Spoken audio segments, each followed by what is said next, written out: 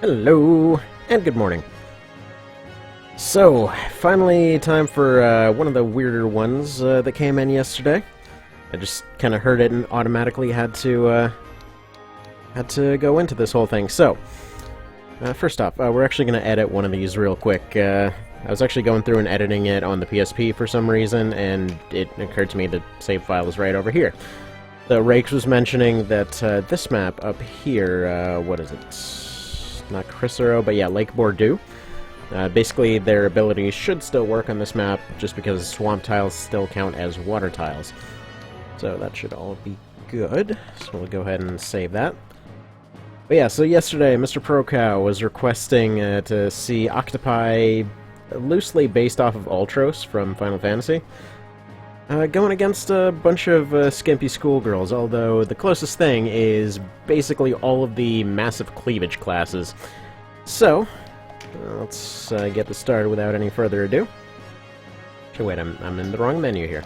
Is it choose opponent? Yeah, Ultros is gonna get the map advantage for the first one. Now, where are they? Why are there two of them? There we go, the Terratatas. So, I went and picked up all the units that are skimpily dressed in the entire game. There may have been exceptions, depending on personal opinion. Like, for example, somebody mentioned Ocean, but honestly, I think they're... I don't think they're terribly skimpy. There was another one that was mentioning Cressida, although it would have been a massive pain in the neck to actually go get Cressida. They're the only unique unit that I don't readily have access to on the save file, so... I mean, granted, they just kind of got their parts hanging out in the middle of a robe, but either way. So here's what we have. So we have Sherry and Saria. You can, quite frankly, even on the start menu, you can see what they're up to. Maybe wondering what the Necromancers are doing here? Well, if you look at their pictures, they kind of have that weird boob flap situation going on. Which is funny, so March of the Black Queen, right? This seems like a weird reference, but I have a feeling the only reason they have a weird boob flap in their portrait is because, for whatever reason, Necromancers needed a high charisma score, which basically kind of leads to a weird thing of, you know, what are they doing with these zombies exactly? So I kind of wonder if that's why they have that. Then we've got Deneb, of course, Miss Maximum Cleavage herself. We've got a few enchantresses, we got Yuria, and then we have these guys who don't even believe in shirts. Now, for some reason, it is showing red on the stream here, so let me try changing a couple things right here, because that should not be the case. That should be going all green right now. Alright, hopefully it's not slowing down too much. Anyone? I don't assume anyone's going to be too terribly chatty this early in the morning. Oh well. So, let's go ahead and get this mess started. So all of the casters... Oh, there we go. Now it's coming back normally. So all of the casters have all of their abilities. They've been given a pretty wide variety of casting schools and all that, so we should be seeing a lot of different stuff. Deneb and the Shamans should be pretty well overpowered, but as has been requested a few times now... is this the correct one? Yes. Everyone except for one of them is here without proper armor. Actually, I think... Aw, did I forget to save Saria without her armor? Well, either way, most of them are here dressed up as skimpily as possible. So, we'll ignore the ones that are dressed. Actually, no, wait. You know what? I remember why I left those ones dressed. First off, one of them is just wearing boots and a helmet, because they clearly the Snake Lady doesn't actually have any shirt on, despite their portrait. And yeah, with the Shamans, if you look at their oh, there we go. So Fames, by the way, he's standing in for Ultros. I figured, you know what, he's famous. Oh boy. But yeah. So if you look at the portrait, it's not so much that they're all low cut up top. It's more a matter of what are pants. Which, I mean, granted, I don't think anyone's complaining, but either way. It's just kind of there. So, yeah. If this is what you're into, Mr. Cowman, here you go. But actually, this should be an interesting experiment because essentially... Oh, there we go. Now we're just going to go and insert making them hard joke here. But I guess this would be a good thing to see if almost entirely unarmed mages can actually still take on monster units in OV. More than likely, they're going to end up throwing around a lot of debuffs, probably end up shutting down a lot of them. Pretty much any not exactly kill moves, but any skills that the Octopi end up using have a very good chance of knocking any of them out. Yuria is probably the most durable, just because she's a songstress instead of a proper mage class, which, yeah, the songstress is actually surprisingly durable. I never even bothered to use them in base games, so I haven't really compared them much. But yeah, no, she seems to do a pretty good job of keeping herself alive. Actually, I used her as a frontliner in my evaluation run of this whole thing. I mean, you can literally just give her a friggin' guitar, and she'll run up and smack the crap out of stuff up in the front lines. What I kept using her for is literally just that. She would run up, hit stuff with a guitar. Other times she would end up just doing the charm dances and stuff like that. Ended up doing almost normal damage, frankly. Also, I don't know if they'll end up using it, but the Necromancers do have crossbows, so they have that option. There's only 2 melee characters. One of them is one of the Snake Ladies, who's there with a spear and shield. The other one is Yuria. Surprisingly, Curse is the smart way to go here, actually, because they're just going to go and remove all their health. I mean, for these guys especially, it should take a good 200-300 off there. Huh, more stuff on good old games on sale. Apparently they're putting a lot of stuff for free. And Empire Earth 2 is on sale again. Well, goody. It's an okay game. I'll put that review in the box.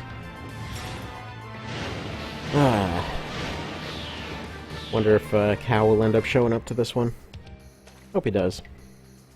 So yeah, I was kind of touching on it earlier, but there was a bit of a discussion that I was having with Mr. Vale in regards to the whole charisma for Necromancers thing in March of the Black Queen. Because I guess the assumption is supposed to be, you know, they're convincing them to join you and all of that. One of their abilities is basically just, you know, they've run out of units, they can just delete their units and spawn in new zombies and that kind of thing. So, you know, presumably they would need some charisma to talk to them or something like that, but I kept running into this issue where I was trying to take this mage guy and turn him into a lich, which required turning him into a sorcerer, which is that game's necromancer. And kept running into the same thing where it was either he was being too heroic or, you know, nobody liked him enough. So it was the same problem over and over and over. He really wants that guy to draw his portrait. Yeah, I think the Octopi are going to win this, if I'm totally honest here. There's a chance that maybe the Shamans will pull out something amazing with their abilities. Maybe Deneb will end up nuking them, but they seem to be really prioritizing those debuffs. Bear in mind, they've got, like, Apocrypha crap and stuff like that. They've got everything. So, I'm assuming they're probably looking... No, wait. I was going to say they're looking at the recovery time for Meditate and not using it, but... No, they're using it alright. So they've all got Clarity, they've all got Efficacy, which are basically MP regen up and cost down. They've got Meditate if they can get it. I don't know why they're not using it. Oh, by the way, to make stuff even weirder, in case anyone's curious, most of these guys have anatomy books on them, so they just got out of anatomy class. Just to make that even more awkward. Let's see. How many people stream Tactics Ogre? Yep, it's unfortunate, because for all of the amazing stuff that this game does, it seems like the usual response is, what's a Tactics Ogre? I don't know. I don't know how it is that they put so much work into this, and then just nothing. Just like, people remember FFT, and then Fire Emblem's a thing, and then that's kind of like the first stuff that comes up whenever people think of strategy RPGs. Like, especially with One Vision here. So this is done with a One Vision mod, by the way. It's basically a rebalance that fixes a lot of the weird stuff that the remake did a little bit odd. So that's why we're seeing a lot of odd stuff happen with this arena here. But yeah, no, it's a real shame that this game is as, I guess, underseen as it is. I mean, let's see. Penfurcus restarted the Reddit from practically scratch. Like the old Tactics Ogre Reddit, I think it had like 70 people, and it was there for years, and like nothing happened there. So he restarted it. I mean, hell, it passed 100 within a day. That guy's really good at what he does. But still, it kind of got to about 260 people, and it's been going like maybe 1 or 2 people every few days. Like, it's slowly building up, but still, it's just a shame that so few people have heard of this. Like, just this series in general, really. But yeah, personally, I like TO better too. And yeah, Fire Emblem's become a glorified dating simulator, quite frankly. Actually, one of the things I love to point to every time somebody tells me that Fire Emblem's the best strategy thing ever. Like, okay. So the most famous one is Awakening. You can basically just pair up the friggin' Avatar and what's his face, Crom there. Get those guys married, and they are invincible. They are physically incapable of losing. I mean, they felt a need to put a fast forward button in the game because of how little odds there were for losing. Like, literally, when I was doing Iron Man runs of that thing, trying to find a strategy game in there, it basically boiled down to maybe, like, 6-7 random fights. And then we'd just get those guys paired off. I would just pick somebody different each time, hoping that maybe some of the other characters will pull off something amazing, maybe they'll survive solo, you know, something. It's like, no, you just pair those guys up, and 0% chance to hit for 0 damage and 0 crit. Like, all the way up to the end boss, who has, like, 3% chance to hit for 1 damage. Good thing everybody was worried about that apocalyptic friggin' dragon thing coming out of nowhere. Because, yeah, that 1 damage... Boy, let me tell ya. That's something right there. But yeah, it's a shame because the GBA Fire Emblems were amazing. Like, those were some of the first strategy games I ever played, and it's like, man, there was a lot of cool stuff going on there. Like, they actually had interesting formations, they had interesting maps. You know, I guess, say what you will about the characters, but you could at least have, you know, multiple characters going on, and if somebody died, you actually had something to worry about there.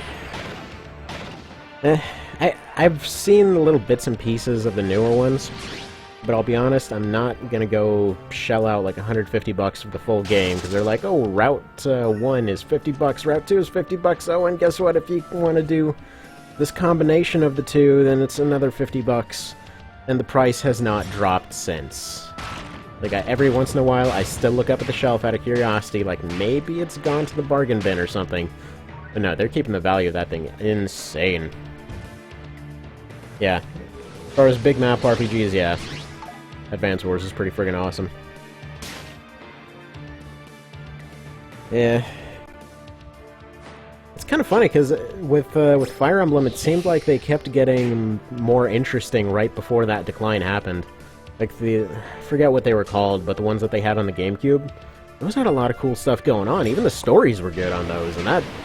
I mean, that's something for Fire Emblem. I can think of 2 of them where I actually remember the frickin' story to some degree. One of them was at, yeah, I'm sorry, Fames, you might be... Or, Ultros. I can remember 2 of them vaguely, and that was the one, let's see, one of them was with, God, what's even his name? The guy that ends up having to fight his dad. The mercenary guy. Which, granted, I guess there were 2 games, I can always kind of remember them as one, because it's been ages, and I just went through them once. And then, it's funny, because I never even played it, but I think it was, the Genealogy of the Holy War, I think it was, just because of that whole way that they did that, and that whole Game of Thrones moment, you know? But, eh. Yeah. TO is really underappreciated, and it looks like mostly it's just going to become an extra thing for FF14 to absorb these days. Oh well.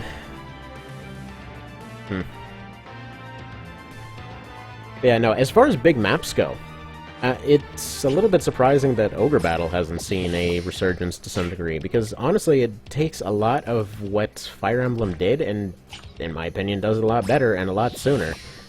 Okay, I will say no. Fire Emblem did come first because that was on some of the other consoles, some of the way earlier consoles, but it honestly felt like Ogre Battle took that whole idea and refined it a lot better. So, instead of units being stuck to static classes, you could basically progress them in classes just like you can in all the Ogre games. But you basically just set up these little squads of 5, and instead of moving them along tiles, they just move in free time. Actually, I think I was gonna do a stream of that later today. But yeah, no, they move in real time. You can basically pause it at any time, you know, throw out any items, throw out any equipables that you want to have on them. And yeah, then the parties just meet up.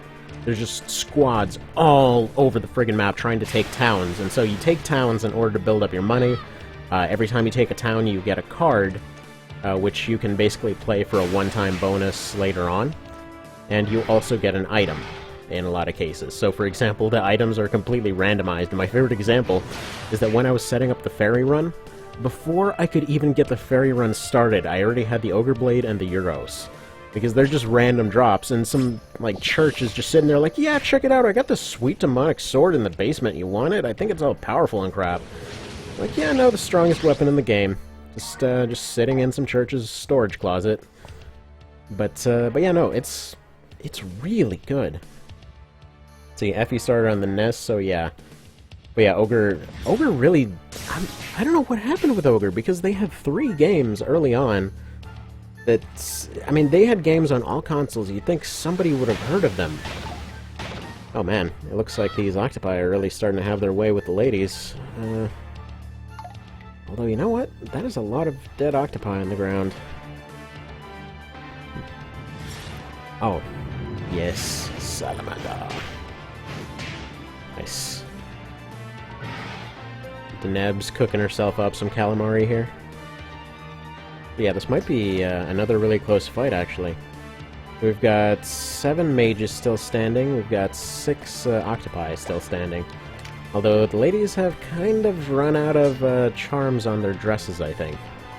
In case you weren't aware, the alluring dress, at least in OV, gives you a use of charm. Yeah, no, I got the Lich gear almost immediately. Like, before that, before the ferry run even properly started, I got both upgrade items to make a Lich, which is why I've been essentially taking Rick, the poor unfortunate mage who can never seem to catch a break. And yeah, since you need people as squad leaders, I just figured I might as well have some at least semi-overpowered units as squad leaders for the ferries. And yeah, I figured to put a Lich as one of them because they get a whole bunch of attacks. I probably should have explained that earlier too.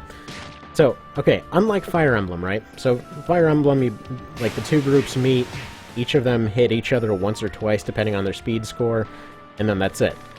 So, if somebody's stats are way too high, the other guy will have 0% chance to hit for 0 damage, all that usual fun stuff. So, in March of the Black Queen, they figured it out a bit better. Actually, it's funny, because the Ogre games, as well as most of the Tactics Ogre games, there's kind of almost rubber banding sort of thing going on, where odds are you can still do damage despite a stat difference or something like that. So, for example, in Ogre Battle, there was this ongoing mechanic where you were encouraged to fight stronger units with weaker ones, because if you went and you took over a town with a really powerful unit or something like that, they're like, oh, you know, friggin' taken over by a tyrant here. What is this crap? You know, we're trying to get out from another tyrant. We don't want this guy taken over. So your reputation goes down, and you lose access to some options that would be based off of that. If you do spend all of your time fighting at night, you're gonna get a bonus from that reputation, because people are scared of you fighting at night. But if you're fighting during the day, if you're taking over cities, you get penalties for that. So you take your weaker units, and you basically just have PR guys. Like, for example, I have Lanz and Canopus in the ferry run as squad leaders, doing very little actual fighting as much as I can avoid it, and just having them going around visiting towns just like, yeah, no, we're the good guys, I swear, ignore our leader that's crazy powerful over there and also known as a murder fairy.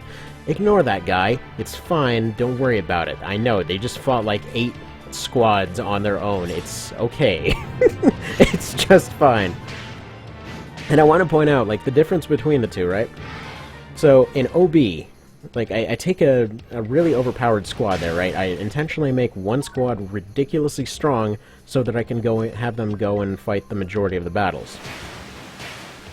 That squad is far from invincible. Like, they're still in need of healing after every single fight. They're still getting weak during those fights. They're still getting debuffed over and over. You know, they're actually, if they run into, say, a witch or something, and that goes and it stuns the entire party, they're screwed. Aw. Everyone's getting all dead here. We're getting to the little death quote portion of the fight. But yeah, so you just see that over and over. Like, you can fight them with weak units, you can fight them with strong units. You never run into that weird issue where you just have invincible squads. I don't know. I really don't know how Fire Emblem keeps running into that issue. But yeah, very good games. Very, very good games. Also, see a couple people left while it was red there. I apologize. I don't know why it's going red randomly. It shouldn't be doing that. All I have is a little indicator that's like green, yellow, or red. And now it's back to green, apparently. Alright. Is that just 3 octopi and 2 skimpy ladies left? Yep. Alright, how are these octopi holding up? So we got you know what? This still could go either way. Especially once Deneb gets a turn.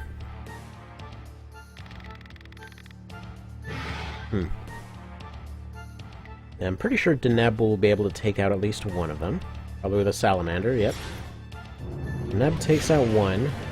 I guess it all depends on the Necromancer taking out one. Because best case scenario, they get 1 turn and then they get smacked down, I would assume. Oh, no, wait, there were 4. I was mistaken.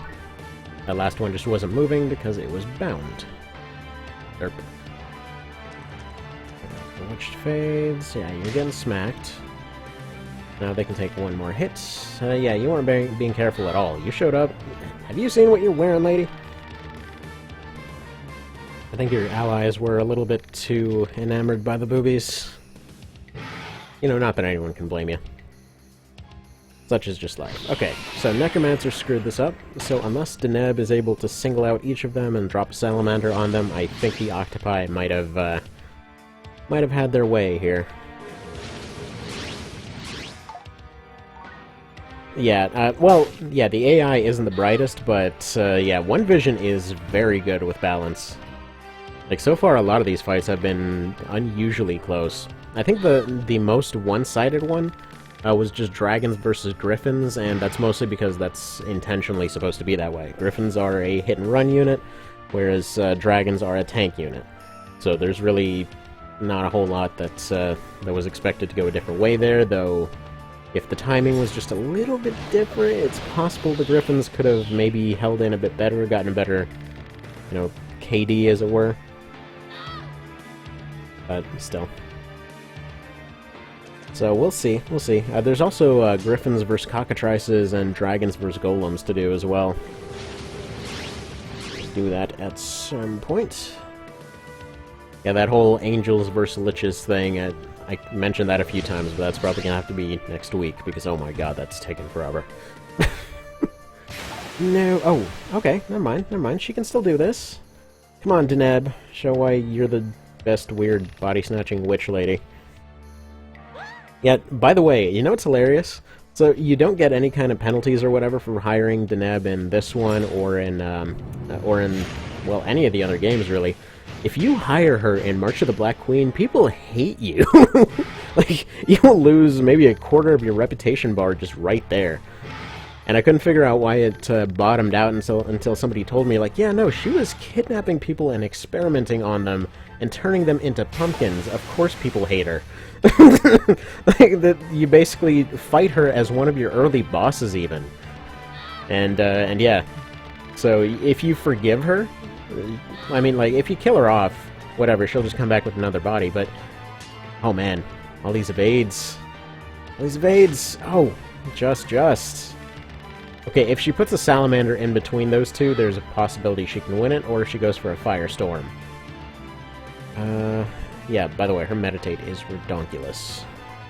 Salamander 2, this one. Okay, if she doesn't move, and she faces the octopus, she has a 60% chance of winning this. If she does move and delays her turn, yeah, well, first off, she opened up her back. Second off, she delayed her turn. Oh! No, she still got it! Oh, dude. This is gonna be nuts if she pulls this off. Oh, man! Because, yeah, octopi are pretty darn fast, all things considered.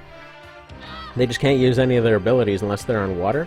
And by the way, Kane, if you end up seeing this, it looks like I was actually mistaken. Aquavale was taken out at some point, I believe. Holy crap. He survived with like 1 health, or 13. Oh, dang. Oh, dang. That last one on his last, like, 1% of health. About to get freaky with Deneb. Alright, well, dang. Not what I would have expected. Also, block transfer effects are off, so we're gonna have weird visuals on that game over screen. Such things happen. But yeah, that was very close. So, alright, what's the next one here? What did I say was the next one? Zombies versus Gunners. Okay, so this is another One Vision feature that I want to show off here. So here's a team of just zombies. So these are just random zombies. They all have 4 skills. They all have the same equipment that they were hired with. Yeah, victory for Mr. Ultros. It took him 5 minutes to push off that weight, but it was worth it. So, yeah, these are just literally the first 12 that I ran into when I was in Farampa in that zombie map. Which, by the way, interesting thing, one thing that I hope... Well, I've heard that Rakes was working on fixing this.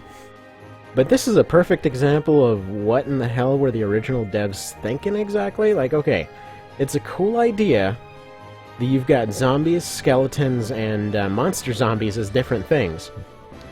But okay. To get ghosts and skeletons, you need Master Undead. To get zombie versions of these guys, you need Demon's Pact. And then you need Subdue in order to get a zombie octopus or something like that. Because anything classed as a beast unit does not get classed as a zombie unit, even if it's a zombie. But anything that's a zombie and not a skeleton or a ghost counts as a demon instead of counting as a undead, despite being undead. Like, what the hell? What happened with that? So, I'm pretty sure he hasn't found the hexes to make all that happen yet, but either way, that is there. So now we're going to have the Gunhavers. Now, there's a very specific reason that I'm doing this. Mostly because the Gunhavers should win this without any question. Now, you may be wondering, base game, they had no exorcism or anything else, so why on earth would they win it? Well, they've got a kill move called Silverado. It's basically a silver bullet. So they can use that instead. It's a cheaper kill move. Let's see, I believe Gunners and Necromancers have unique cheap kill moves. So if they use that, they can still win it. They're still at a pretty big disadvantage here, because the AI may not necessarily know to do that. But either way, I was kind of curious to see whether the AI would know that they need to exercise these guys or not. As before, we're running with the 64 times experience cheat. Let me make sure that's actually on this time, because that seems to have repeatedly deleted itself. Yeah, no, that's perfectly fine. So that is going to be as it's going to be. So none of them start with kill moves. So all they have, let's see, all the Gunners have is Silverado. All that the zombies have is the stuff that they spawned in with, so they actually might. I should clarify that. The zombies might actually have kill moves here. Except I remember at least one guy with a rank 4 in spears. Another change that was moved around with one vision here. So, rune fencers, aka spellblades, don't get access to barricade anymore. It's a Fusilier unique ability, but they also now put out 2 barricades instead of just the 1, which is drastically more useful whenever you actually want to use it. So if you want to close off a 2-tile area, you're just like, BAM! Barricades! And, you know, then you got barricades. And it's nice. They're nice little furniture. The AI is not always too bright with them, as you can see. They got 2 of them out in front, so that'll help create a little choke point for them, but then they put 1 right behind them. I guess they just wanted a place to sit, really uncomfortably.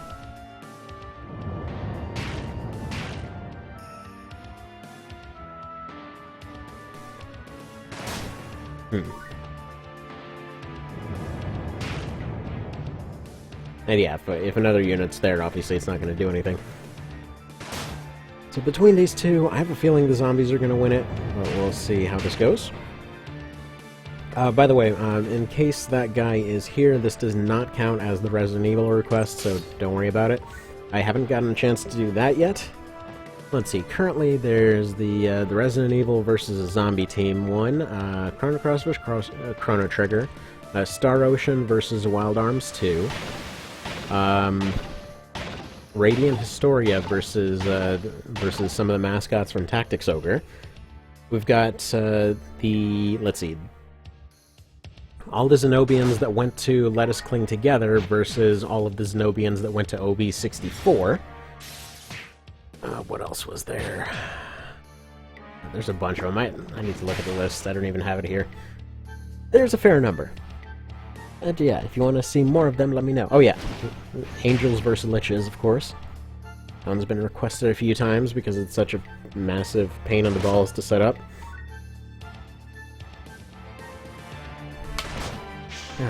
Alright. So they did not know to use Silverado there. In fact, I haven't seen them use Silverado at all. Actually, wait a minute. I think it might be a 200 TP ability. I need to double check real quick here. So this is version 91, by the way, so we shouldn't see the crazy fast undead thing from 89 and a few other patches. Yeah, no, they all have Silverado. It's 50. And it's pretty cheap, so they should be using it. Not sure why they hadn't, then.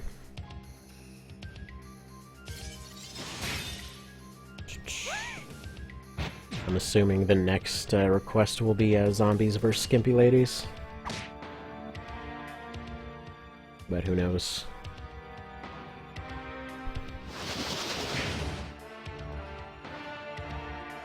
I'm gonna think, but I don't really understand why they went for fancy hats. On a purely practical level. Like, okay, I understand it from a design perspective. On a purely practical level, it's weird that the gunners went for fancy hats, and it's weird because even historically, there were a lot of cases of just gunners kind of feeling like, hey, you know, I got this new fancy weapon, I can shoot from far away, I will just go ahead and go for a fancy hat instead of going for armor and stuff like that. And you see a lot of old, like old sketches and pictures and stuff like that, and yeah, sure enough, there would just be people in hats, as opposed to helmets or anything else, which I guess kind of sort of made sense, because they figured they were far away where it wouldn't matter. And then after a little while, when armor started becoming irrelevant, it sort of became this whole thing of, you know, why even bother wearing any armor at all when you can look stylish? But mostly I'm just thinking, the bright blue and bright green hats, wouldn't that kind of really make you stick out? Like, even historically speaking, those hats were fancy, but they were still brown. Like, I guess they hadn't really figured out camouflage yet, but, you know, it didn't stick out as much. Yeah, I think the zombies might actually win this at this rate. Because they're going for Fata Morgana instead of going for Silverado. I don't know why they're not using Silver. There we go! They figured out an exorcism. Bam! Deleted. There's Silverado pulling off an exorcism. So yeah, the AI can use it.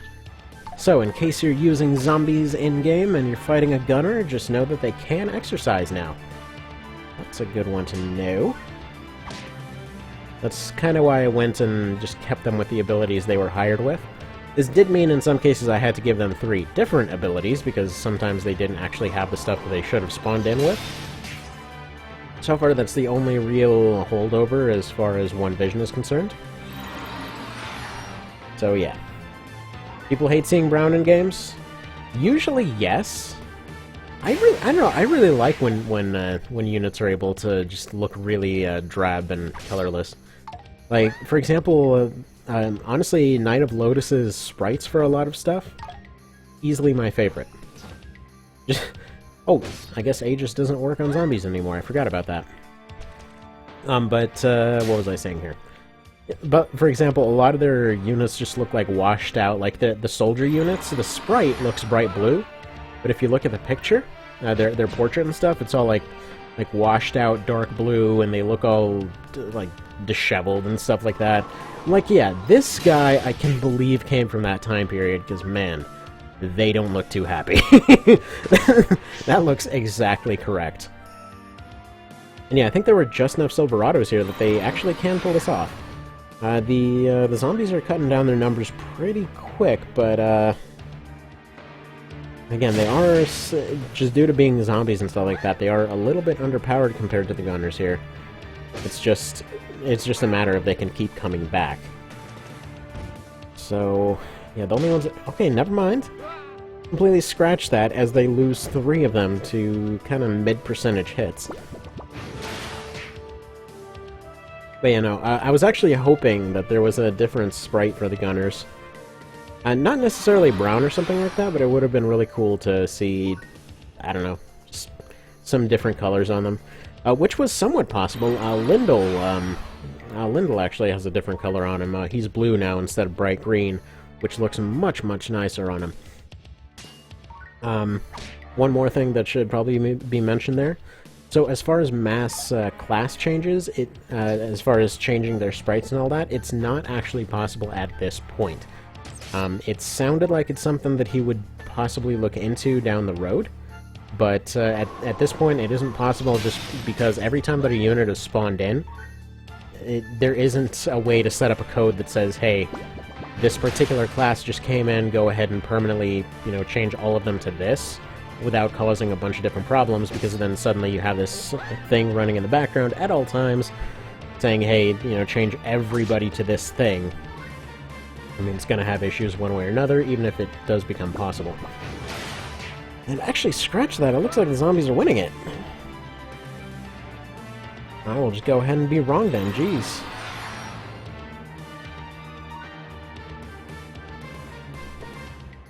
But yeah, as far as people seeing brown in games, though, there is one exception. Because I'm pretty sure anybody that's stuck around with New Vegas to see what it is, I'm pretty sure they friggin' love all of the brown going on there. Like, okay, personal thing, I used to live in New Mexico for a while, over in the desert there, and man, that game is just so friggin' spot on with the location. So good. Actually, come to think of it, that was another one that I was going to remake. I was going to remake one of the fights that came up several times. Those were the different Fallouts against each other. I was going to remake the New Vegas team versus the Fallout 3 team versus the Fallout 4 team. And yeah, that's one of those things that's been discussed endlessly. I was considering Skyrim, Oblivion, and Morrowind too, but those are a little bit more weird with the kinds of units that are around. So maybe not on those. We'll see. We'll see. Skyrim almost definitely, though, because there's actually going to be a Dragonborn class, believe it or not. So he's currently working on turning Ocean into the Dragonborn, basically giving her all of the shout abilities, while also making her just like Reyes from FFT. So she's going to be essentially an unarmed class, but does a crap ton of damage unarmed, gets all the dragon abilities, and then also, just for the hell of it, gets all the Skyrim shouts, too. So that's going to be really awesome when that happens. Like, if you're wondering why the shamans got clear skies, that's why. That was one of the first steps towards seeing that happen. And yeah, this one is really back and forth. You're not kidding. This is a ton of back and forth. But yeah, New Vegas, It may be completely brown, but oh my god, that game is so freaking good. It's just so freaking good. Man, this lady over here with her pistol and dagger is just dodging like a crazy person. Ah, finally got her. Over there just parrying everything with her knife.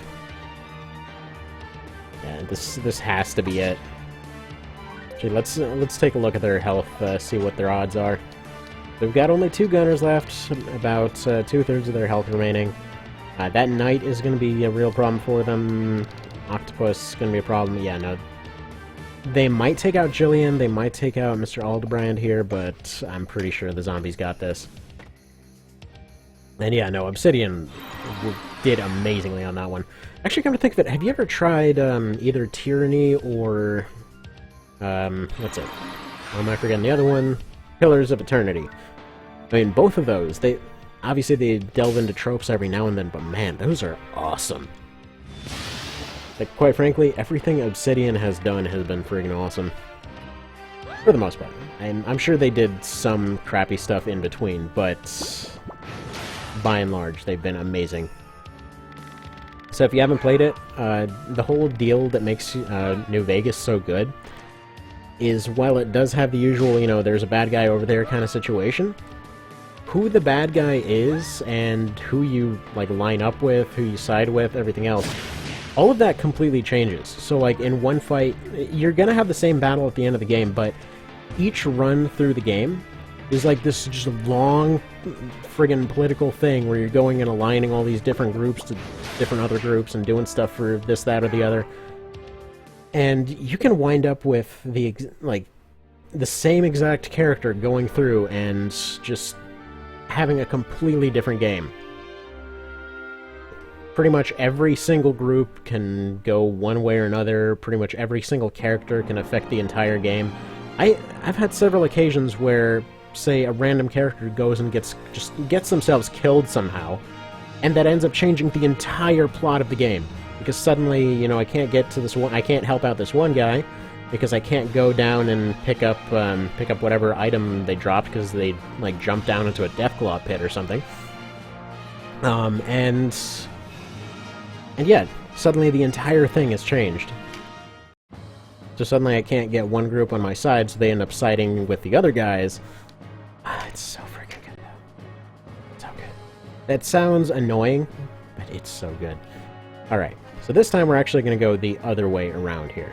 So, this is a rematch that I was meaning to do yesterday, but ran out of time. We're going to have Kane's Striders here.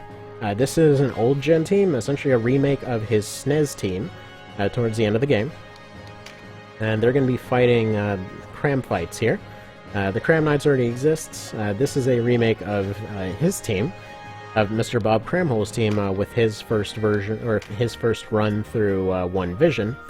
So the idea was to see how this would go. Now, yesterday, the SNES team ended up winning pretty much all the way up to the end, where a bunch of bodies lying around and walls ended up resulting in a position where there were several more or less 4v1 gangbangs against Kane's team here, which, yeah, let's just say that did not go so hot for them. Okay, so let's go ahead and set this up. Only seen playthroughs. PC is too much of a toaster to play them. Yeah, it's... Well, come to think of it, as far as... As far as New Vegas is concerned, you can run that thing on a toaster. I mean, it will run on absolute garbage. Like my old work laptop that barely ran friggin' Internet Explorer, which, granted, the fact that I had to keep Internet Explorer around just physically hurts. But then you get a bunch of county sites and stuff like that. They're like, no, we'll only run on Internet Explorer. Don't make us, you know, even approach the 2000s, please. So, yeah.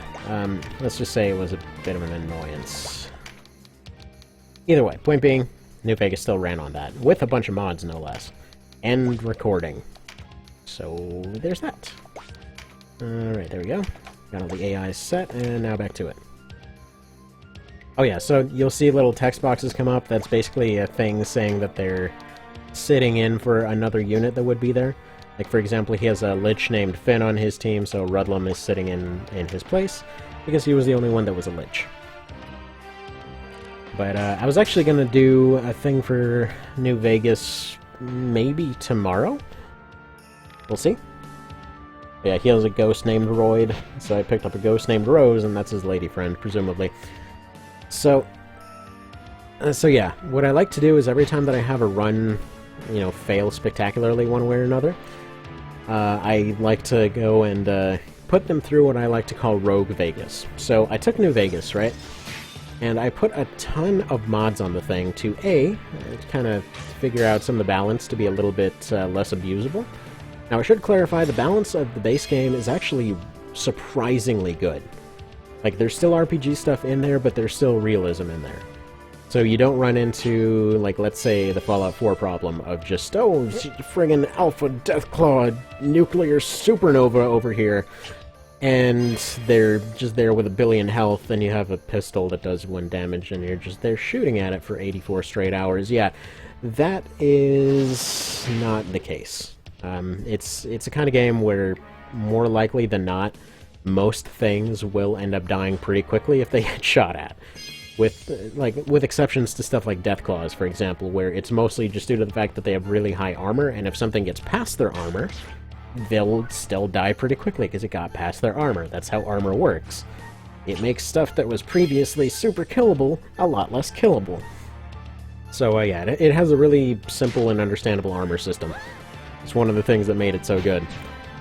Like, for example, you start off with a pretty basic, you know, like World War II era 9mm pistol. And that thing will, like, let's say somebody's wearing leather, it'll be able to shoot through that. Say somebody's just wearing clothes, it'll be able to shoot through that. Somebody starts slapping metal plates to their chest, it will not be able to shoot through that. And you're suddenly going to start doing pretty much only the percussion damage of that thing actually hitting them.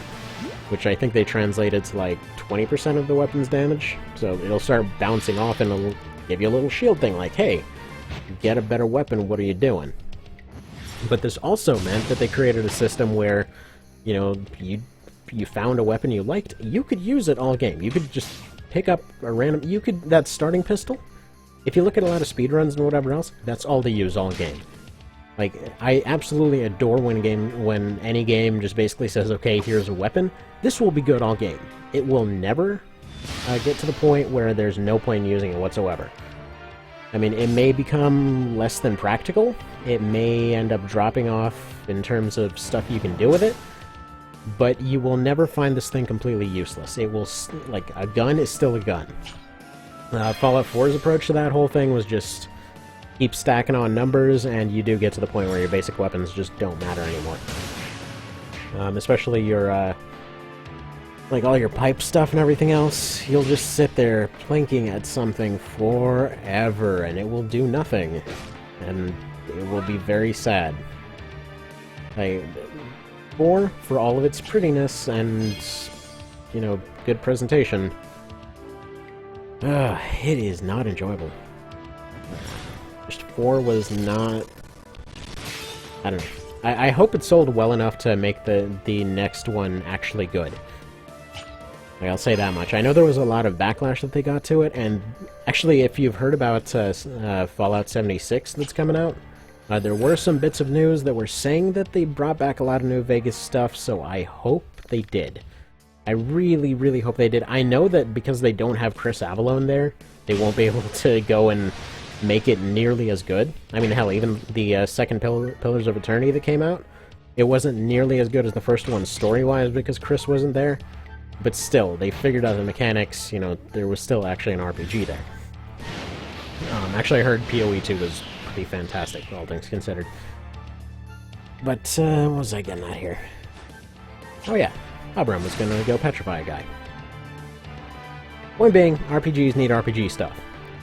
Grinding is not fun for anyone, and it doesn't really add content. Who's developing Fallout 76? That was still Bethesda, so, you know, don't get too high of hopes if you're looking at that. And yeah, no, it's not. There was a false article that came out about that, saying there was going to be some, like, online-only Rust clone or something like that. What it wound up being was, they said it was closer to New Vegas. Apparently there's more news on this coming out in like 6 days, but apparently it was closer to New Vegas, but they had a co-op component. And if you're worried about that, New Vegas has actually had a mod for co-op for quite some time. I want to say I first started seeing stuff about that back in like 2012 or so. And then they just figured it out more and more, and actually watched a few playthroughs of the thing with using the co-op mod. And yeah, no, it actually worked surprisingly well, so hopefully it'll be something like that. And yeah, I mean, I would be skeptical... can't speak today, apparently. I would be skeptical of anything coming out of Bethesda, but, you know, one can hope. It's one of those situations where I'm hoping, you know, maybe something.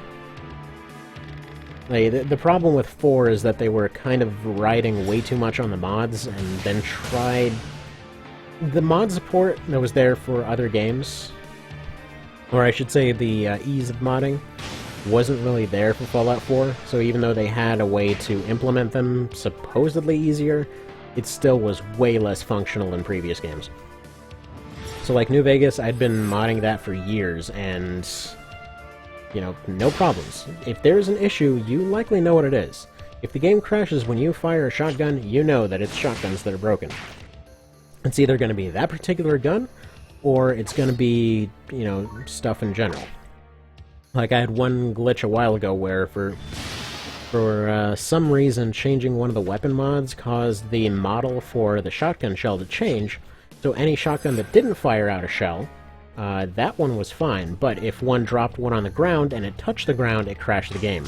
Which, even then, still diagnosable, still easy to see, still easy to fix. When everything is such a clustercluck like Fallout 4 is, you don't know what's not even working when. I mean, hell, you had to put in mods just to make NPCs actually capable of dying, and that's just kind of retarded when you're setting up an entire thing of like, oh, you're setting up this community and you gotta keep it safe. Why would I keep it safe? Those a-holes are immortal. They cannot die. That guy just took a nuke to the face, and he just took a nap, and he came back. There's no stakes there at all.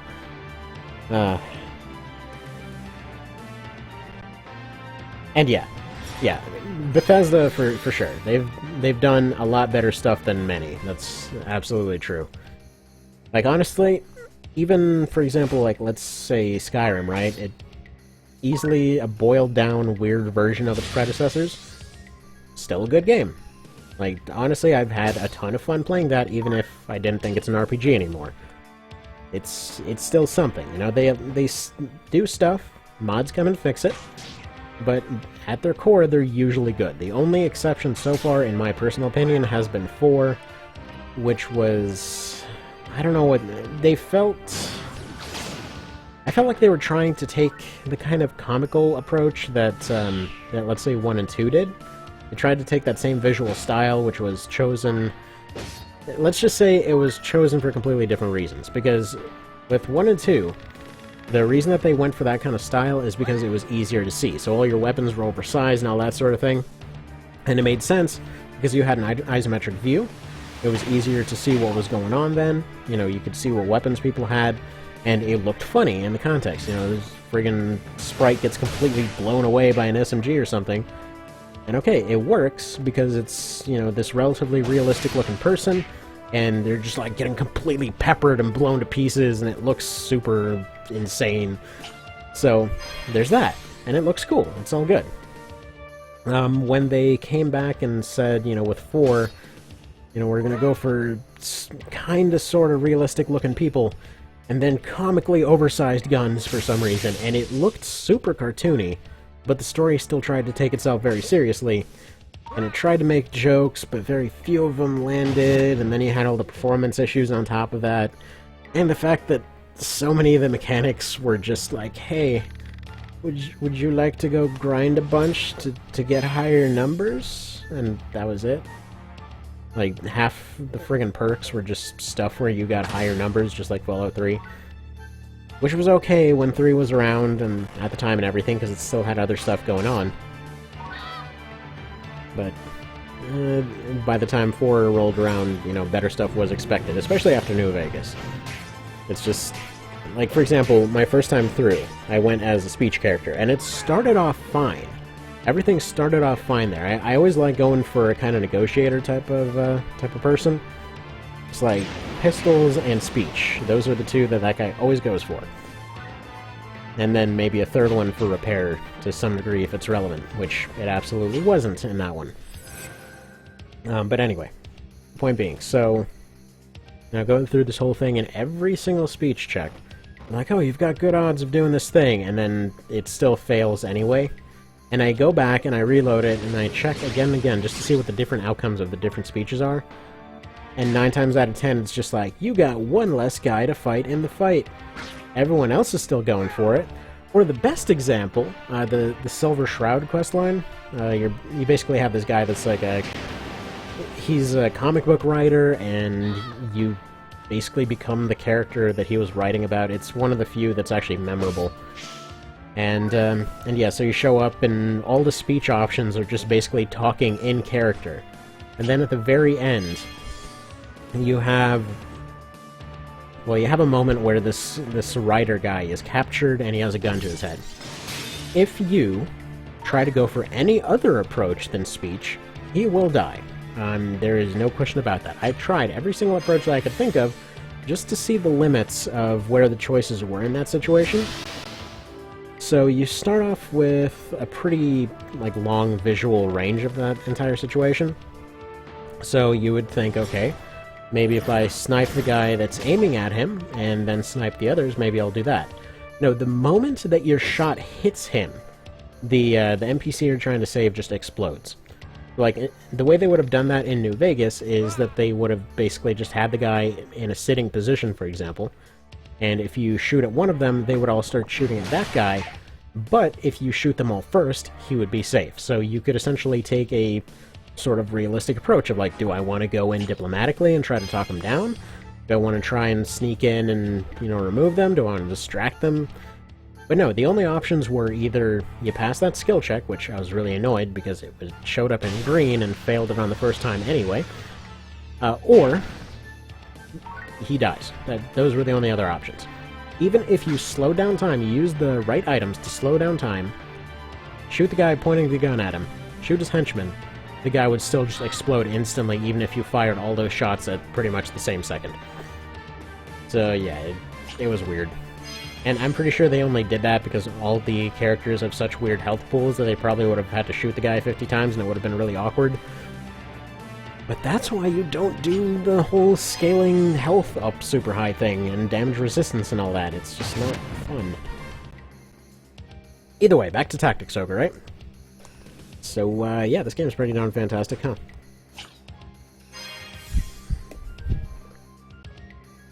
Need to get some friggin' water here.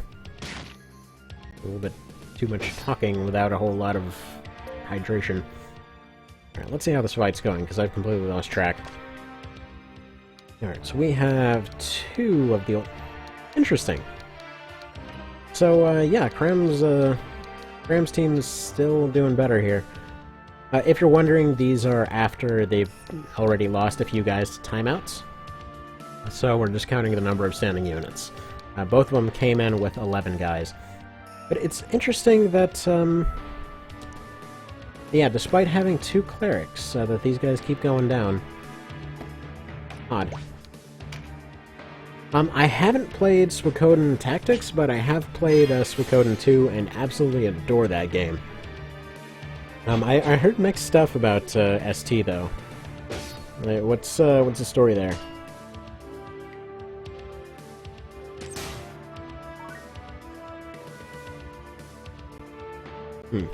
Maybe I should put that on the list of blind stuff to try.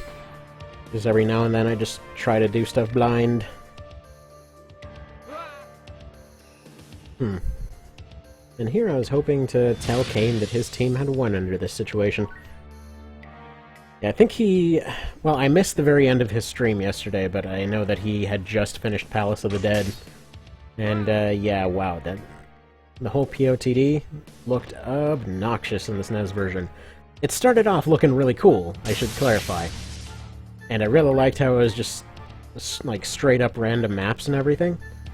But aside from the random encounters and stuff like that, yeah, it was literally just about 100 straight fights of, okay, we're gonna spawn in like 5 to 8 guys 10 feet in front of you so that you can petrify them all at once, kill them off, and that's the fight, over and over and over and over and over.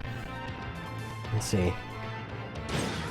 TO mixed with Suikoden. Alright, that sounds interesting. I'm gonna have to take a look at that then. Garlics and Bloody Marys.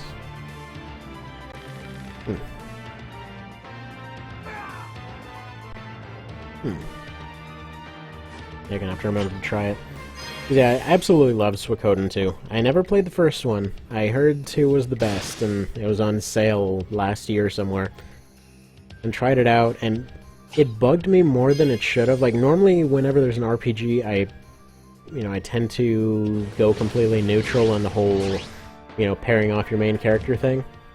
I tend to try and avoid that a little bit on the first time through. It bugged me more than it should have that I couldn't pair up the main character with that, random gypsy chick that kept following him around everywhere. Like, these two are clearly a couple right here, what is going on? And then, yeah, the game ends, and they're like, no, they thought about each other every now and then, but literally never saw each other again. What a shame. And apparently, the writer just didn't want to go down that particular rabbit hole, which, of course, who can blame him? I actually really liked that particular fact about that game, and actually about Tactics Ogre as well, that by and large, all of the relationship stuff and whatever else, it already happened. There's people that are couples, but by and large, nobody's really going and starting off any romantic dramas or anything like that. Which is funny, because my favorite ending for Knight of Lotus is the one where you basically just skip the entire storyline and just Lance goes and retires with... what's her face again? With Eleanor, and they just go live off on an island somewhere. Like, that is the best ending that you could possibly hope for. Alright, so let's see one more here, I think. Yeah, 2 is better than 3. 3 left out many mechanics like the rune system. Rune system is like the core of the fights. How do they leave that out? That's weird. That was the fighting. Alright, who should the Skimpy ladies fight, you think? Going down the list here, we have an endgame party of my guys, which from One Vision, which will probably be missing some stuff. We've got the Wield, which is some random 3 random griffins. We've got Spork Fury, which was a test thing. House Dodaro, which is knights. Danger Zone, which is other Skimpy ladies. Let's see, do we have other Skimpy ladies in here? We've got mosquitoes. We've got skimpily dressed fairies. And a fairy of unknown gender in a mech suit. How's that sound? Actually, in that case, we're gonna need the cheat on. Yeah, there we go. Mages versus fairies. And yes, there are a lot of cheats in here. It's gonna take a minute to get to the bottom. It takes a minute. There we go, Pimp Fairy. Nothing wrong with mechs? Yeah, there we go. So these fairies are all the... well, a +3 are the ones that had survived from the fairy run. So of the 9 fairies that came into the Lucked fairy run, 8 survived. 1 of them died on the very last boss.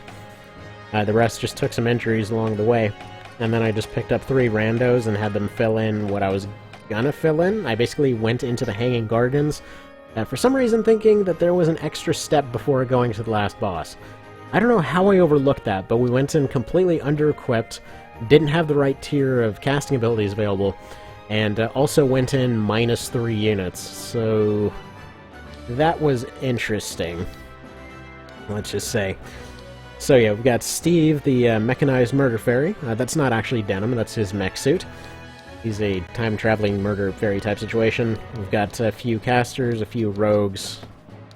It's just a mix of everything. Alright, fairies versus skimpy ladies. Let's see.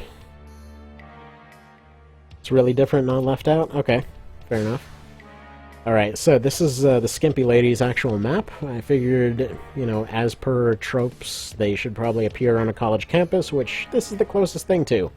Or a high school campus or something. Epicampus? I don't know. Alright, these guys are melee. I forgot to set their stuff. Let's go ahead and set their stuff. You are Vanguard, you are Vanguard. Sorry, I thought I already had these automatically done. Pretty much everybody's on Vanguard for this team. But for you, you are ranged, and Rapari, you are also ranged.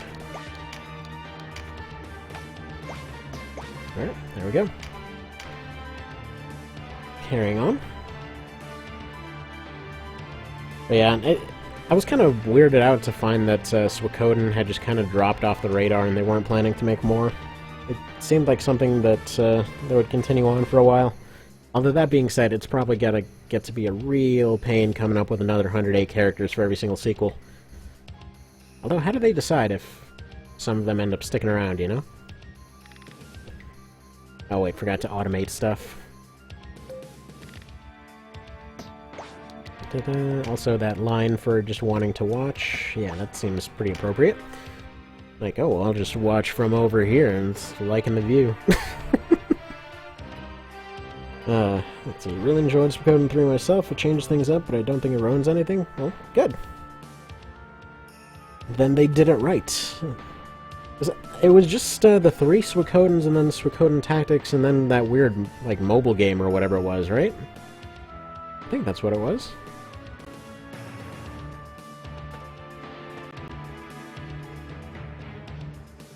Yeah, it was actually a little bit bummed out not that long ago. Well, actually, wait a minute, it's been almost a year, hasn't it? There was a mod for Suikoden 2 that was supposed to be a rebalance and a correction of a lot of mistakes from the original. And unfortunately, I don't know, it had a lot of balance issues of its own. Because it went from the game being supposedly too easy at times to being friggin' downright impossible at times. Oh, there we go. We finally get to see that crossbow ability.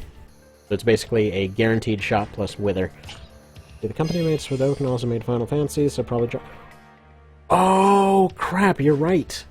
In that case, we might end up seeing Suikoden just sort of fart out into Final Fantasy XIV one day. It seems like they basically have been taking everything that they can remotely get their hands on and just started cramming it into that. Like Tactics Ogre, for example, it probably won't ever get a sequel, but, you know, they have a whole lot of its stuff in FF14 already. Including the Palace of the Dead. Somebody looked at the single worst friggin' bonus dungeon in these games and thought, hey, this is the thing we want to carry over. We have these sweet-looking elemental temples, we have San Bronza, it's a literal, like, floating ruin city in the sky, and it's all awesome. We've got Angel Knights everywhere, we've got we've got the Heaven's Gate from Night of Lotus, we've got all this cool crap going on. No. Let's take the Palace of the Dead and transfer it over. It's 100 straight floors of the same situation. So, who knows? Well, actually, 115 straight floors, I should clarify. I guess technically 114, because then you get one of them that's lava. Although some of the new maps that they added in the remake definitely do add to the situation. So, yeah, I think the casters pretty handily got this. But both of these teams rely heavily on charm. So, yeah, let's see. The teammates Suikoden disbanded. I mean, I wouldn't even be surprised. They probably didn't even mean to take it past 2, in all reality. Because the first one was meant to be kind of just an example.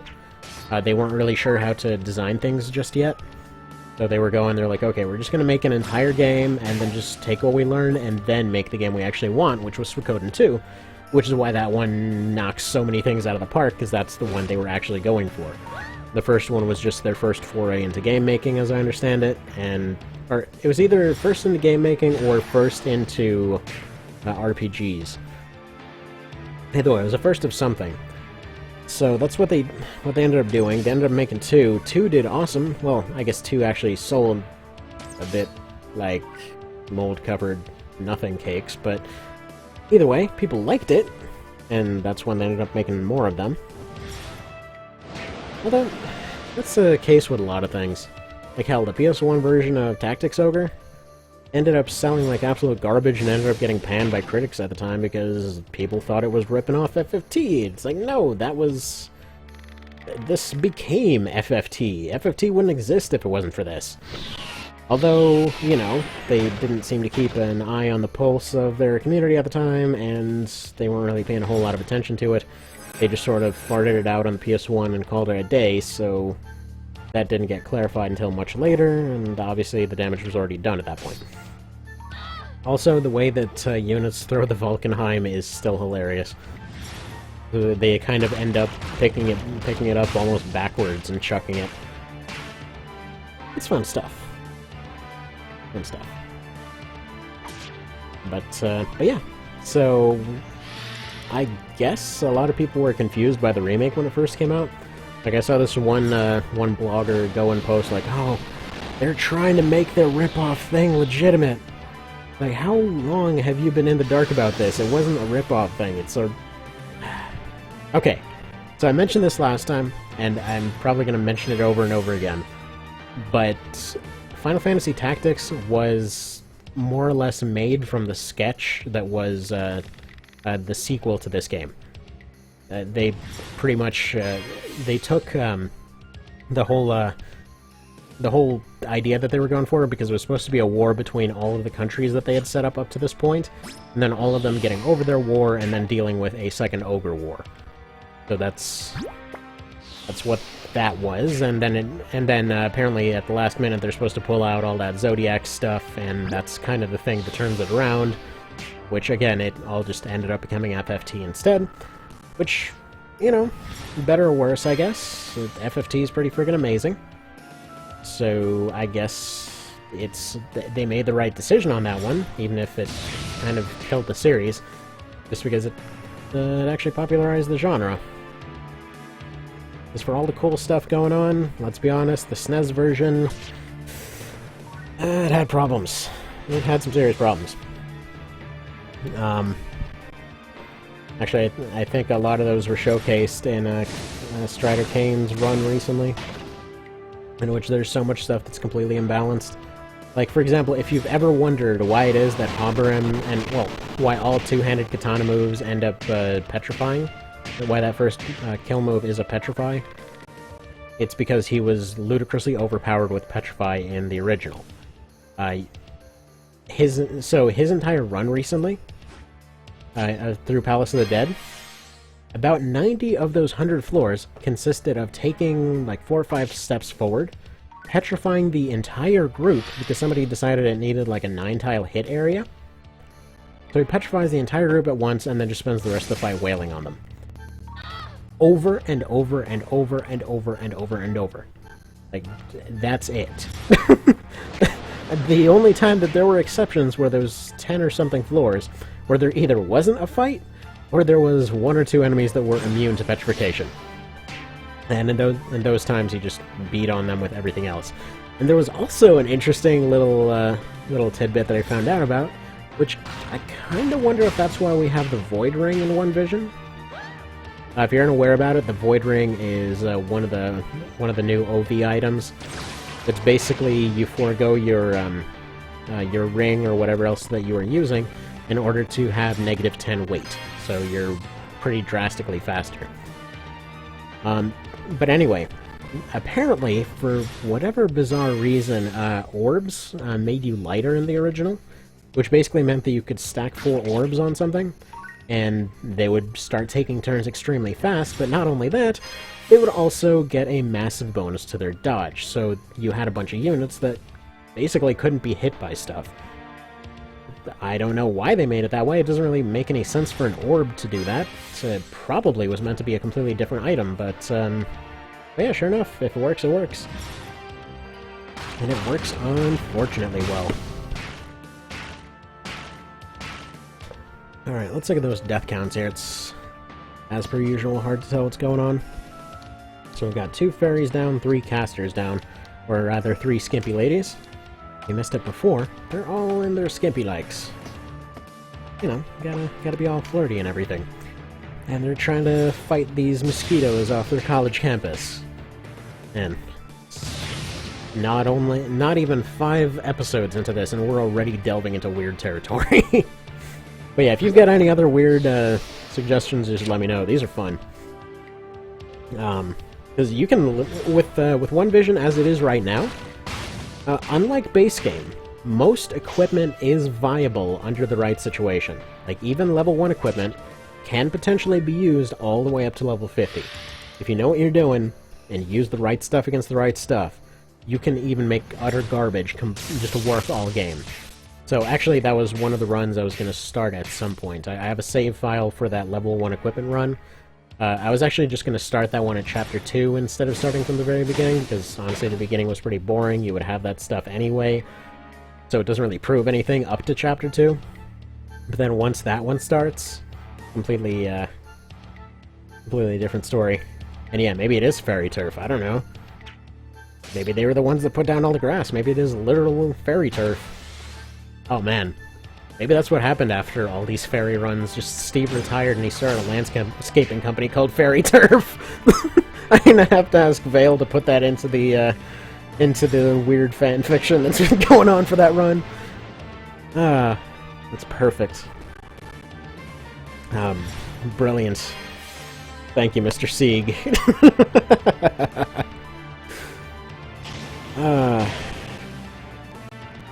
But yeah. So yeah, like I was saying, you can make just about any equipment work if you use it right. And so that's what basically allows a lot of these weird cosplay builds and stuff to work. Because if you have evasive armor, it's still evasive armor. It may not do it as well as higher versions of that same thing, but it can still work. And yeah, Mr. Vale's been doing a pretty fantastic job of that fanfiction there. It probably won't surprise you to learn that he's actually an author. And he's actually a pretty dang good author. Like, I've been beta reading some stuff, some novels that he's written, and man, it is awesome. That guy knows how to do some stuff. Actually, he and I don't know whether they're... I think they're married? Yeah, I think they're married. If they're not married. Wife or girlfriend. She's also a really good author. So, yeah. Both of them really good writers. Not even surprised that the fan fiction is interesting. But yeah, I was joking a while ago that he needs to make a short novel of all the fan fiction stuff he's written about that run. Because it could function weirdly well as a standalone story. Or just like a fairy that starts some bizarre, like, prostitute cult out of a church. Just like goes and makes a gang, and they just go around taking over their island. Accidentally come into some weird divinity war, and end up, well, they end up trying to completely dismantle an empire in the process, but then find out that it didn't do anything. And they got betrayed by their leader, so they go back, and they come back some 20-something years later. And they decide to go through heaven and hell to get revenge on the guy. And accidentally solve another war in the process. And then at some point, I guess their grandpa or something goes back and deals with a different war on a different continent. I don't really know how March of the Black Queen fits in. Maybe it was just a weird weekend for him. Who knows? I mean, I couldn't really rename any of the units of March of the Black Queens, so I couldn't carry over those same units. I'm just assuming it's a different... maybe it's just a weird side adventure for Steve. He just felt like standing there in the middle of a field and, you know, crushing like 15 units in a row. Which has happened before, by the way. Because so far in part of the March of the Black Queen run, ended up becoming so broke that the only team I could actually deploy was Steve and his 4 main fairies. And they stood there like friggin' champs on the front line, on top of the headquarters, fighting dang near every single unit on the entire map at once, and apparently that was one of the harder maps, too. I mean, it was a good... hell. It was a really long time. Like, I want to say, like, 2-3 parts before I could actually deploy anyone else to go and take some cities to actually get some income going. And yeah, by that point, he had basically murdered off everyone but maybe 4 units that kept losing their leader. So yeah, in March of the Black Queen, there's leaders assigned to each unit, and if the squad leader is knocked out, they'll just immediately retreat back to their HQ. And if you don't revive them by the time they get back, or if you don't find a store that sells a revive item, you just flat out can't use the rest. You can't use that unit. So normally what you do is take out everybody that was under their command that's still alive, and you would go put them under somebody else's command, and then you would send them out again. But because this is a ferry run, ferries are obnoxiously difficult to get. It actually took me a good afternoon of grinding just to get the few squads that I have. Not to mention, all of the reputation dropped out, and there was no money left. So, yeah, I missed some stuff, let's say. And by the way, Neko KitKat, the fanfiction that we were talking about there, it's just like random comments on the bottom of the ferry run. I think I can link it here, right? Let's see. Where is it? Because so far it is 2 straight games of just, he has a story for every single episode. Amazing. Let's see.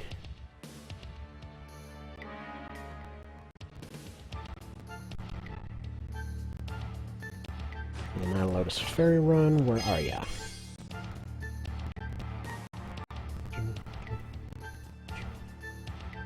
There it is. Oh no, don't start playing it! There we go.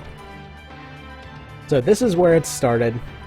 It was admittedly a bit of a slow start because I wasn't expecting much. I was honestly expecting nobody to even take a peek at that run. But here you go. This is the first one. So that's the one that that basically started the run. So I started with Knight of Lotus, then went to Lucht, then went to March of the Black Queen. After March of the Black Queen, provided that's a success, I'm going to go back and finish Coda for Lucht, and then after that, the plan is to do Ogre Battle 64. But yeah, no, honestly, for a lot of those early parts, like maybe up until whatever it was, I always forget the name of that castle. Up until the castle siege, his stories in the comments probably better sum up the episodes than the actual episodes themselves. The entire run in a nutshell up to that castle, very early on, just hire a bunch of units. A random one is named Steve. They all train punching each other in the middle of the friggin' beach. They'll just punch each other to death until they get to the fistfight emblem. So, the system that Knight of Lotus used, if you accomplished certain things with certain units, you got perks.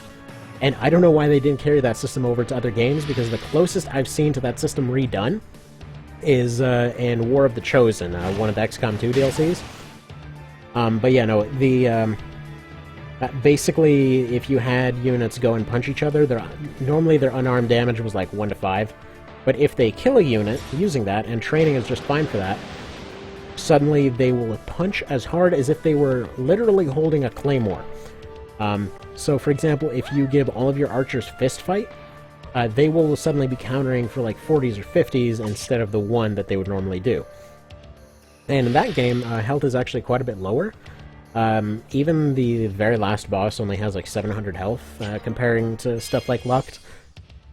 So you don't see nearly as high numbers in that one, so 40 to 50 is pretty significant. But yeah, no, so I figured since they had almost no damage going for them, it was probably the most practical way to go. Just like give them bows and then give them really high counter damage. But then it turned out that it was just more practical to have them go up and punch stuff because they could dodge very well.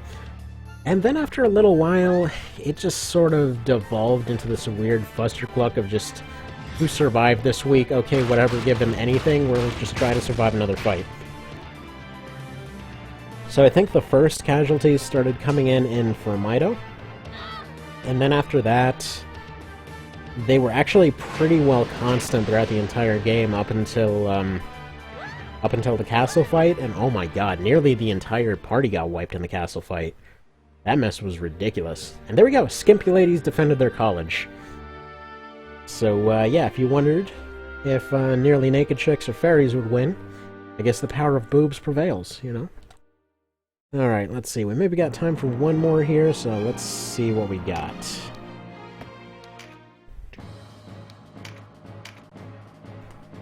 So we've got Ultros, we've got Zombies, we've got the Terratatas again. We've got Cram Fights, the Rocks, the Cocks, Shade Division, who are the Archers, the Gunners, let's see, Dark Souls, wait a minute, did I have... Okay, apparently I saved over the RuneScape team, whatever, they are just gone now. Oh no, wait, there we go, there's Bob's Legion. We've got Cram Knights, the other one of his teams, which are just defensive warriors. We've got the fairies, we've got dragons, we've got griffins, we've got Final Fantasy 7, 8, 10, Legend of Dragoon, some Terror Knights, and some regular knights.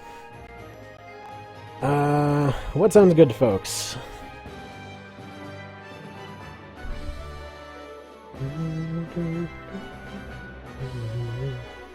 I'm seriously expecting to see golems versus casters, but...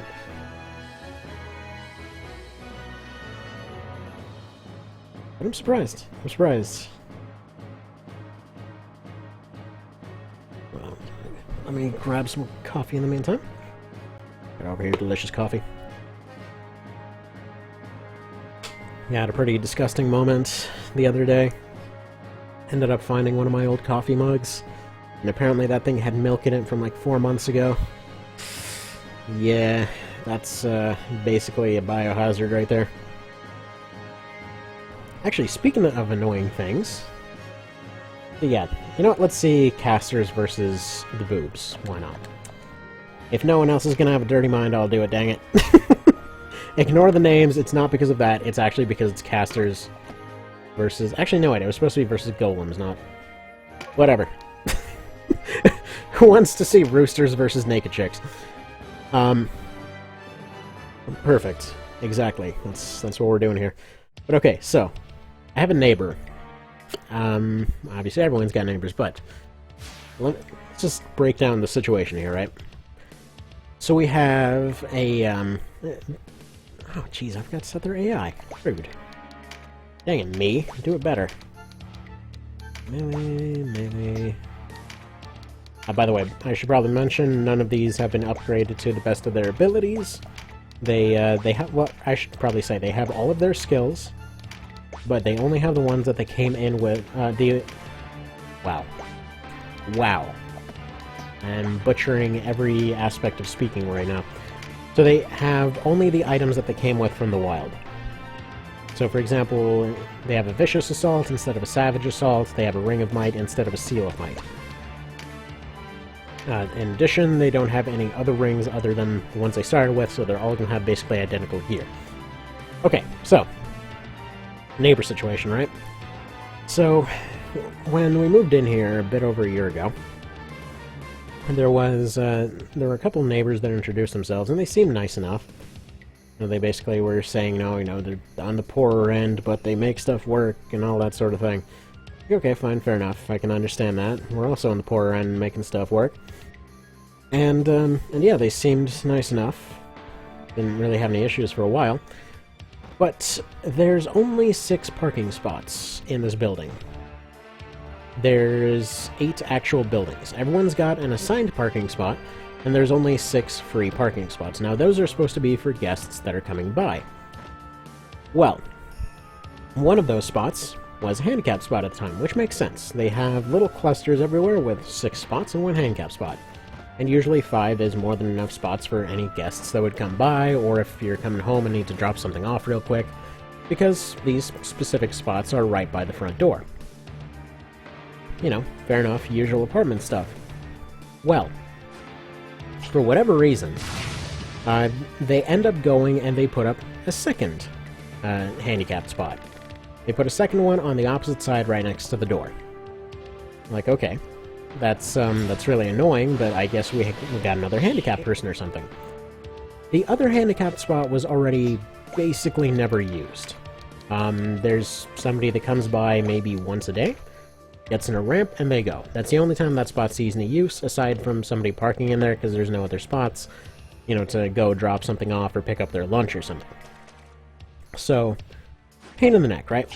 They basically get rid of one of the very commonly used spots for no specific gain. Also, you know what I just noticed? I don't know if it's a weird coloring thing, but look at that second lizard lady. That's that snake lady. Her torso is a different color than the one that's on land. I guess they changed color in the water or something. Anyway, so, you know, we didn't really think about it for a long time. It sucks, but whatever. But I work from home. I'm a stay-at-home dad. I, you know, have my business online. And I keep noticing the same thing, that left spot, despite the fact that they specifically made it, is always empty. It's empty, again, except for a guy that is definitely not disabled using it every day. Well, I end up finding out down the line that those guys specifically went and claimed they were disabled in order to get a parking spot right by the door. They have the best, or rather second best parking spot that's already assigned to them, because we get this covered parking kind of area, and they literally have the second best one that's also right by the door. So they have two spots right next to the door that can only be for them, apparently. Now, as far as claiming they're disabled, right? First off, the allegedly disabled person is the one using the covered parking spots. They're not even using the handicap spot. Second off, they live on the third floor of a building. At some point, that has to stop being believable, because whenever anybody goes nearby that spot, they will climb down those three flights of stairs, write a pissy note, leave it on their windshield, go back up there, and then just keep running back up and down over and over just to go check to see what happened. So yeah, the other day, I end up having a cousin that comes by for a visit. He's having a crappy day, so he's stopping by for some dinner. There's no other spots available, and he's basically serving as the chauffeur for somebody that's blind. So they have a sticker, but he doesn't have it with him. So he figures, whatever, he'll park in the spot anyway. I should mention, he's a black guy. Normally, that lady goes and writes pissy notes. Instead, she decides, oh, she needs to call the cops right away. There's a black guy in her spot. This is unacceptable. So cops show up, give him a ticket because he doesn't have the little handicapped sticker with him, because he uses his car, but the sticker is basically what identifies them as being, you know, a driver for that person. And yeah, so he ends up getting a $100 ticket for stopping by for dinner one day. And yeah, so this lady just basically goes and picks and chooses who can use the spot that they more or less reserved for themselves, despite not actually being disabled. And I found it especially funny because, you know, I'm walking by the next day and I see them coming out of a completely different spot, walking around just fine. I'm like, oh, you know, somebody parked in my spot the other day. It's like, but you're parked right there. That's clearly not your spot. This is a completely different spot. Oh, but I get that other spot, and it's the completely healthy guy that lives with them that parks there. It's stupid. Anyway. Alright, let's see. Did I just show up in time for the color-changing snake tank tops? Yeah, we're pretending those are tank tops. Let's be totally honest, though. Thems are dangling titties. Because if you look at their stuff here, gotta interrupt real quick. You see a necklace, right? In one of the portraits, if you go to the one for the lady from Palace of the Dead, you'll see that they've got like a little skimpy tank top type thing going on, but no. Do you see any tank top on that? Is there any possible scenario where that's a tank top somehow? Because you can even see like the line, the crease in the back. Like, it's right there. Right friggin' there. So yeah, no, I'm pretty sure they got their tatas hanging out. Should, let's see, should film them and put it on YouTube? Yes. Would if it wouldn't cause an issue. Pretty sure my wife would get pissed for getting into a fight with a neighbor. But yeah, no, they're absolute dicks. Like, they're the sorts that go around pretending to be nice to everyone and then just screw people over because they feel it makes them powerful. So yeah, but yeah, Vin, or Vale, or, yeah. Why did you... How are you Vin again? I thought you were Vale. What happened? I don't know. But no, I was saying earlier that people should go check out your fan fiction for the Steve stuff.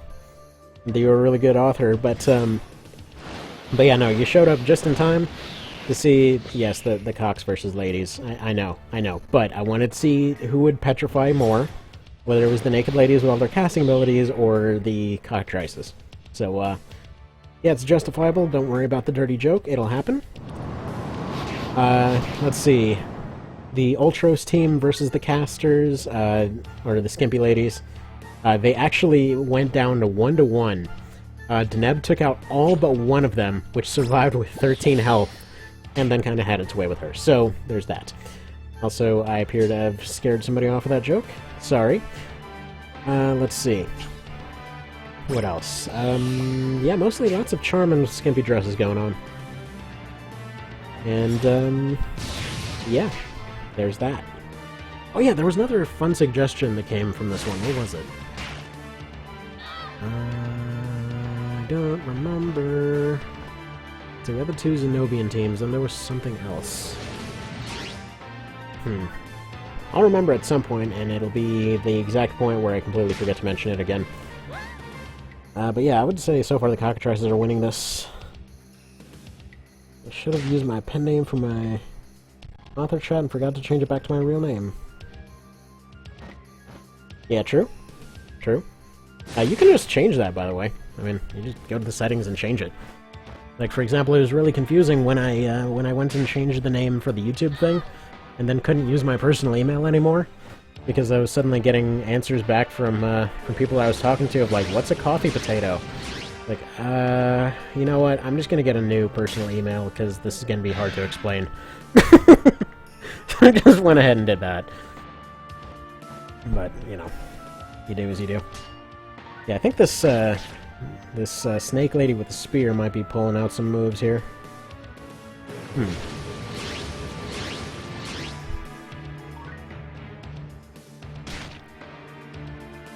Yeah, Cockatrice has very solidly won this. Fast forward just a little bit. Yeah, we've only got one Cockatrice down as opposed to 5 ladies that have gone down. Which needs better phrasing, but you know what I mean. Call them coffee pot in conversation. You know what? I will take that over what used to be a thing. Because, okay, so back when email used to be a thing, I promise this is... Email. When AOL used to be a thing, and I promise this is relevant, and I'm aware that AOL is somehow still alive. Don't ask me how. But yeah, they used to have a thing that was like, oh, you can't come up with your username. You know, would you like to go ahead and put in some things you like, and we'll make one for you? And, you know, they were kind of going by that old 90s thing of you just mix all your crap together plus your birth year. And, anyway. So, what ended up happening there is I was a kid that had gone to Catholic school there, so obviously I had to feel guilty about frickin' everything. So, the very thought of doing something as vain as giving myself a username as opposed to just having one assigned felt inappropriate. Thanks, Catholic school, that is a very healthy mindset. Anyway, point being, so I go and I put in information like, oh, you'd like the birds and the sky and violins and robots and stuff. Because I was a little violinist, and actually I was a pretty decent one. Now my violin mostly sits in storage. But yeah. So, like, I like robots because I played Armored Core all the time, and sky because I liked birds, and apparently you couldn't put in birds or something. I think I had birds in there. But it just, like, randomly generated a name off that, and it came up with Sky Robot V. So everyone just kept calling me Sky Robo TV. Because I used that same thing because I figured it was my username for AOL, then I used it on RuneScape, then I just used it on anything else. And they're like, what's a Sky Robo TV? Are you a channel? I'm like, no. It's just a random name. I'm like, you should be a TV channel. So let's see, have you ever tried to cancel AOL? Even being deceased isn't enough to convince them?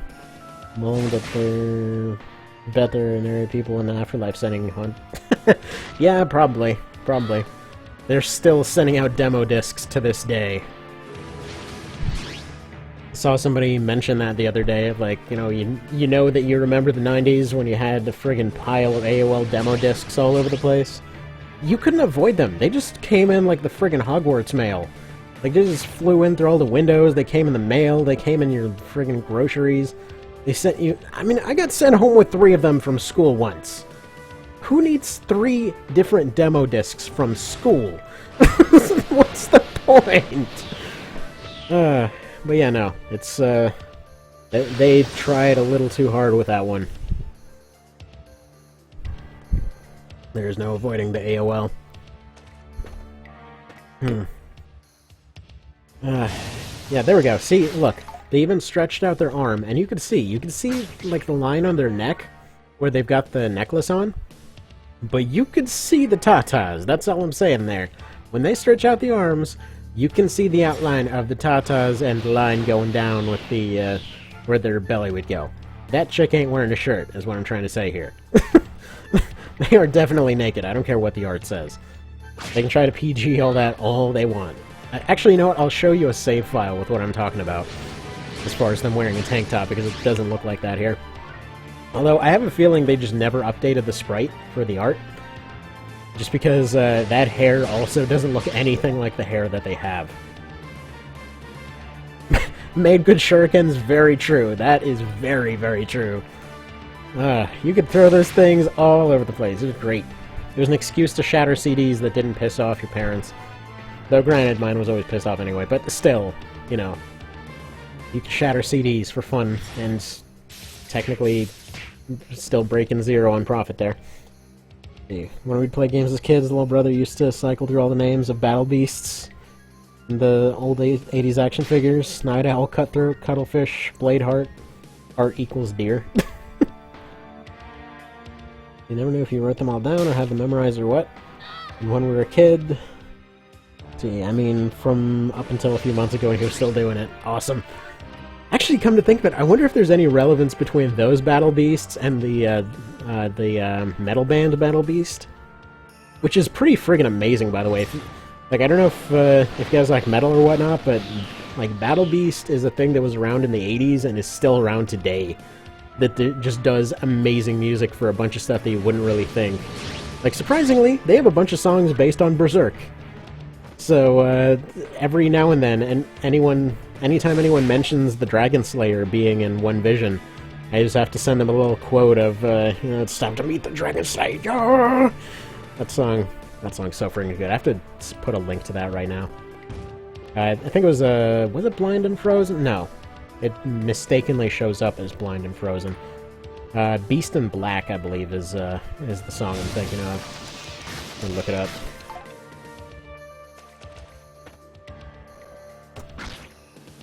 Get over here! Let's see. Alright, copy that link. Get you in there. Yeah, there we go. Tell me this isn't awesome. That would help. Cutthroat Cuttlefish. Yeah, that does sound like a Mega Man boss. Cutthroat Cuttlefish versus Launch Octopus with my new fake band name? Yes. Do it. You should, oh man. You should add some kind of psychotic cuttlefish to the Wheeled story. I'm just gonna call it that, so that I don't give its actual name, you know what I mean.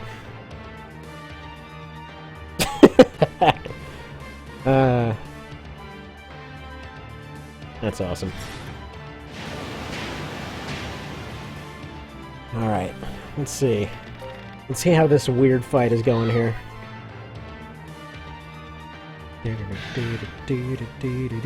Since a bunch of units are dying to poison. Which, by the way, just goes to show you the pretty severe buff that poison has gotten. Because with how long it lasts now, it's actually a legit threat. Rakes was pointing out last time, with one of the fights there, they'd accumulated like 200-300 damage just on random poison procs in one of the fights. For some reason, after multiple organ failure, I still remember who's weak to what in Mega Man X. You don't forget that kind of stuff.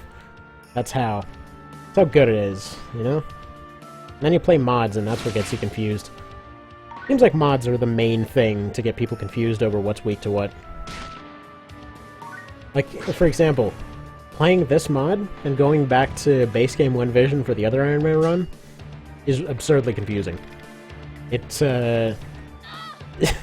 like, every single time, like, oh, I'm gonna go take this caster and have it go fight a golem. Oh, wait, that doesn't work that way in only this game for some reason. I have to go use hammers instead, unless I have a caster that can nuke a friggin' building in half. In which case, of course, they can hit everything anyway.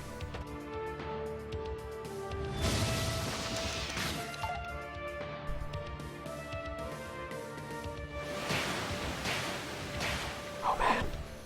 That Charybdis.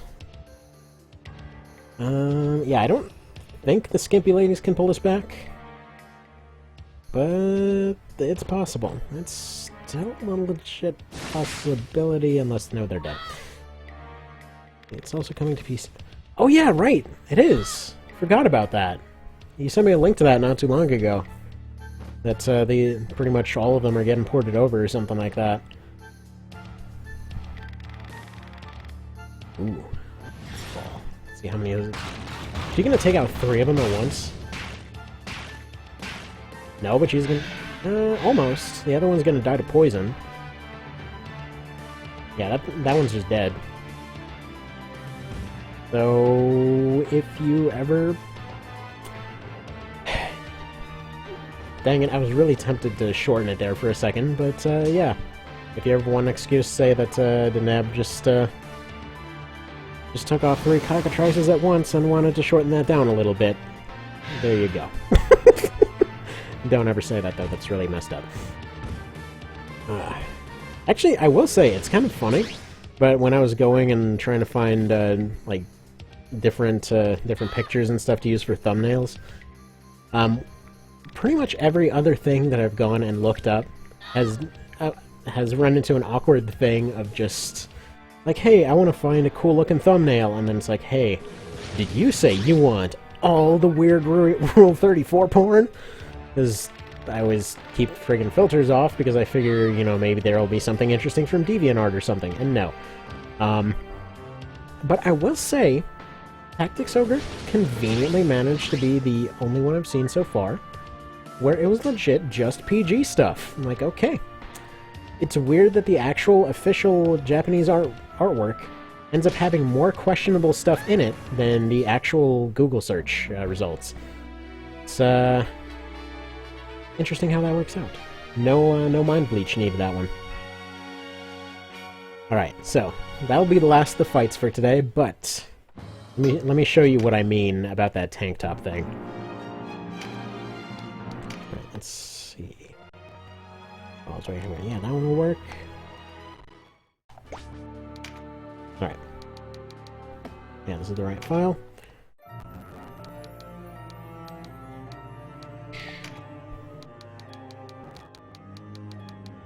See if I can find them here. I think they were all the way at the bottom here. I will say for one thing, if you're wondering about cleavage, yeah, no, she is the absolute epitome of cleavage in this one. I guess technically either Pumpkin or Deneb, they'll have the same exact thing. Not that one. Where are you? Yeah, there we go. What I was talking about the awkward cleavage window that they use to recruit zombies with, yeah, there you go. The power of boobs brings the undead to your side. So all of the necromancers have that, they just cut off the portrait a little bit below that. So yeah, that's there.